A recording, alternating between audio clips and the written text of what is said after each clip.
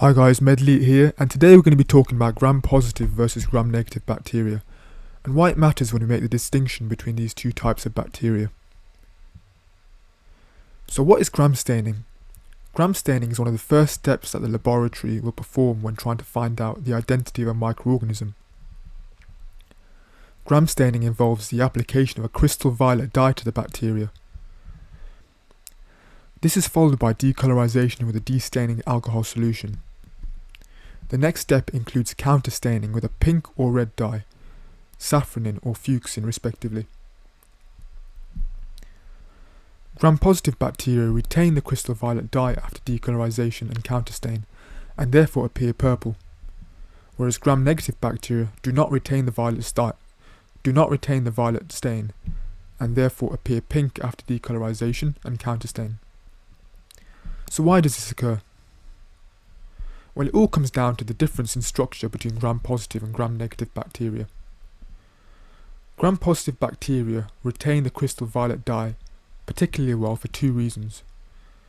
Firstly, they have no protective outer membrane which resists the initial colorization with the crystal violet dye, so all of the dye can get straight through to the cell wall. Secondly, they have a thick peptidoglycan cell wall, and the increased thickness of this cell wall means that more dye can be retained, and therefore they appear more purple. And here on the side we've got some common examples of some gram-positive bacteria. We've got Staphylococcus, most notorious for causing skin abscesses, but also causing infective endocarditis, particularly in patients who are intravenous drug users. We've also got species such as Streptococcus, particularly of note is Streptococcus agalactiae, which is a causative organism in Group B strep infection. Gram-negative bacteria do not retain the crystal dye particularly well for two main reasons. Firstly, they have a protective outer membrane which impedes the violet dye from getting to the cell wall in the first place. Secondly, the cell wall is also thinner, so there is less space to retain the dye, and therefore any dye that does get through to the cell wall is decolorized much more easily by the decolorizing solution. And on the side here we've got some examples of some gram-negative bacteria. So what's the clinical significance of a bacteria being gram-negative or gram-positive? Well, the fact that there's no protective outer membrane means that gram-positive bacteria are more vulnerable to cell wall targeting beta-lactam antibiotics such as penicillins. Gram-negative bacteria, because of this outer membrane, are less vulnerable to cell wall targeting antibiotics and are also more likely to develop resistance due to the outer membrane acting as a protective barrier, and therefore having more selective entry as to what can enter the cell. There is also the issue of exotoxins and endotoxins. Exotoxins are toxic polypeptides secreted from the cell, and these are secreted by both gram-positive and gram-negative bacteria, whereas endotoxins are exclusive to gram-negative bacteria because they are an integral part of the outer membrane of the gram-negative bacteria, namely the lipid A section of lipopolysaccharide. And these endotoxins are only released upon cell lysis. So when the bacterial cell lyses or breaks apart, then this endotoxin will be released and circulate around the body and cause its toxic effects. There's some evidence to suggest that this can also happen when the cell is also dividing as well. Exotoxins have a higher toxicity, whereas endotoxins have a relatively lower toxicity. The effects of exotoxins are typically cell membrane disruption, cell lysis, hemolysis, and also the recruitment of cytokines to form an inflammatory storm which can cause effects around the body such as increased heart rate, decreased blood pressure, and just the typical symptoms we get with sepsis.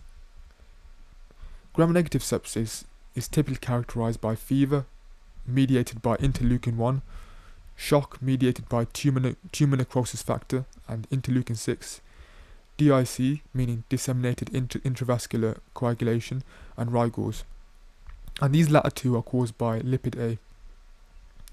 Disseminated intravascular coagulation refers to a dysregulated clotting response around the body, whereby you have both increased clot breakdown as well as clot formation, and this can cause life-threatening bleeds around the body, but also life-threatening small clots that are formed in the microcirculation. Exotoxins are strongly immunogenic, meaning that the immune system can produce antitoxin antibodies to them, and these antibodies can also be used in vaccines against these bacteria. Endotoxins, however, are weakly immunogenic, so antitoxin antibodies aren't formed, and therefore we can't use these as vaccines against these bacteria. Exotoxins are less heat stable and are typically destroyed at around 60 degrees Celsius, whereas endotoxins are much more heat stable.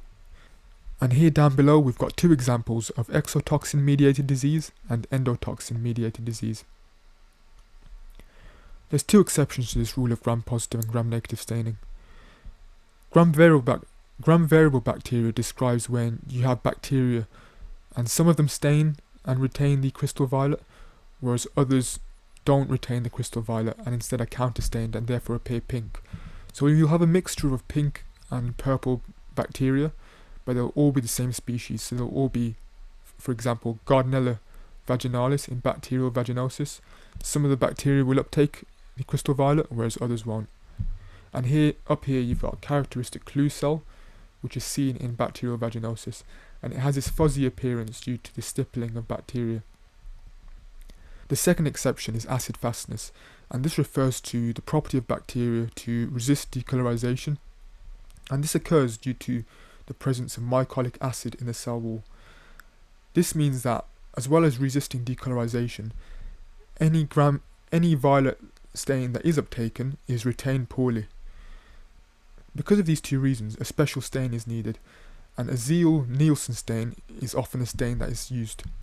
And an example of a bacteria that has this property is Mycobacterium tuberculosis. Guys, if you enjoyed this video, like and subscribe, follow for more medical education, share this with someone who might find this useful, and I'll see you in the next video.